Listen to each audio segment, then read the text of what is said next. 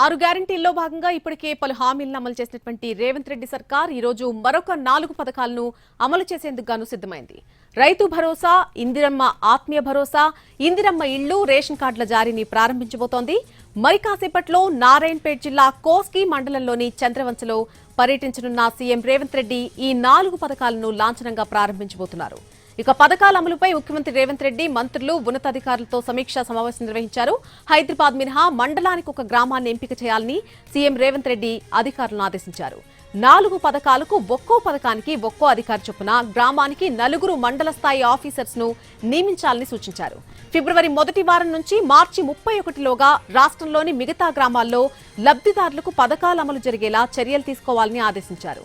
మార్చి 31 లోపు 4 పథకాలు 100% అమలయ్యేలా చూడాలని, నిజమైన లబ్ధిదారుల్లో ఏ ఒక్కరికి అన్యాయం జరగొద్దని సూచించారు. అలాగే అనర్హులకు లబ్ధి చేకూరిస్తే అధికారులపై చర్యలు తప్పవని హెచ్చరించారు సీఎం రేవంత్ రెడ్డి.